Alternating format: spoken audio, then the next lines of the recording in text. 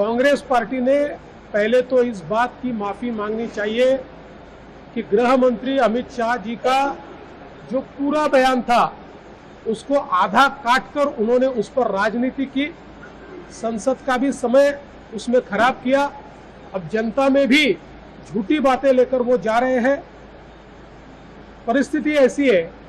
कि संसद में भाषण के दरमियान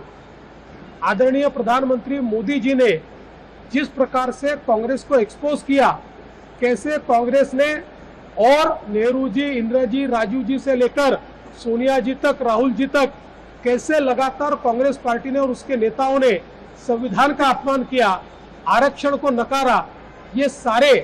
एविडेंसेस उन्होंने देने के बाद एक प्रकार से कांग्रेस बौखलाई और बौखलाहट में इस प्रकार का काम कांग्रेस कर रही है। ये वही कांग्रेस है जिसने लगातार भारत रत्न डॉक्टर बाबा साहेब आंबेडकर जी का अपमान किया है, उनको संसद में चुनकर भी आने नहीं दिया और लगातार उनको नीचा दिखाया। यहाँ तक कि जहां उनका महान परिनिर्वाण हुआ वहां पर उनका स्मारक बने, इसके लिए 20 साल आंदोलन करना पड़ा, लेकिन 1 इंच भी जमीन कांग्रेस सरकार ने नहीं दी। लेकिन मोदी जी की सरकार आने के बाद मात्र 3 दिन में 2000 करोड़ रुपए की जगह भारत रत्न डॉक्टर बाबा साहेब आंबेडकर जी के स्मारक के लिए मोदी जी ने दी। चाहे वो महू हो, चाहे दीक्षा भूमि हो, चाहे अलीपुर रोड हो, हर जगह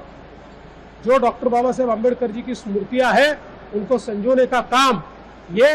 भारतीय जनता पार्टी ने, नरेंद्र मोदी जी ने किया है। और लंदन में जहां पर डॉक्टर बाबा साहेब आंबेडकर पढ़े, वो घर एक प्रकार से लीलाओं में जा रहा था और लगातार सारे के सारे आंबेडकर जी के अनुयायी ये कह रहे थे कि इसको सरकार ने खरीद लेना चाहिए, लेकिन कांग्रेस सरकार ने उसको सिरे से नकार दिया।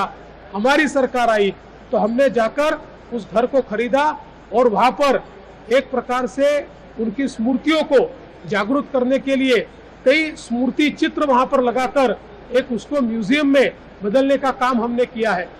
तो अगर आप देखें तो कांग्रेस का इतिहास ये बाबा साहब को नकारने का इतिहास है, उनका अपमान करने का इतिहास है, और बीजेपी का इतिहास ये संविधान के साथ और भारत रत्न डॉक्टर बाबा साहेब आंबेडकर जी के साथ रहने का हमारा इतिहास है।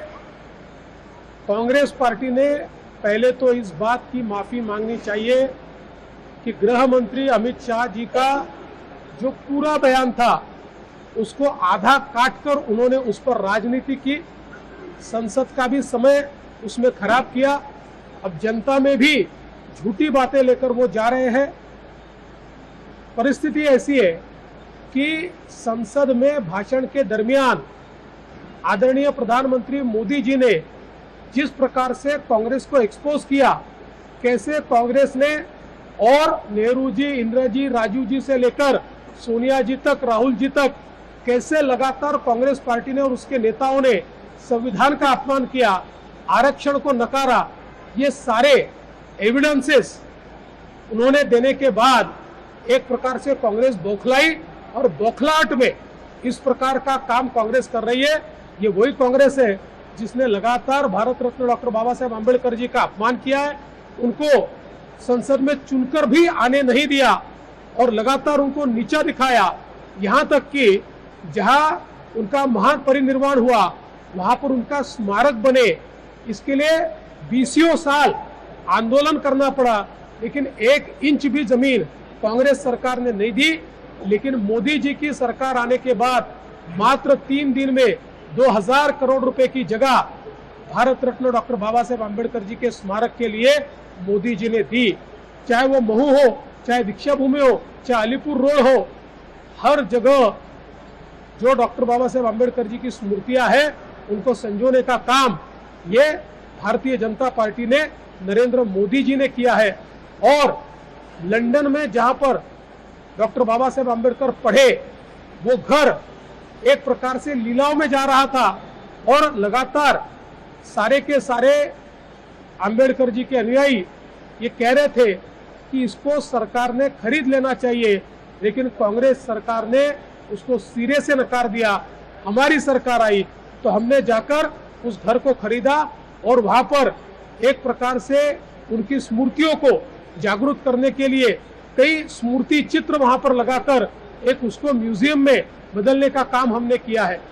तो अगर आप देखें तो कांग्रेस का इतिहास ये बाबा साहब को नकारने का इतिहास है, उनका अपमान करने का इतिहास है, और बीजेपी का इतिहास ये संविधान के साथ और भारत रत्न डॉक्टर बाबा साहेब आम्बेडकर जी के साथ रहने का हमारा इतिहास। शुक्रिया। न्यूज नेशन अब व्हाट्सएप पर खबरों के ताजा अपडेट के लिए न्यूज नेशन के इस QR कोड को स्कैन करें।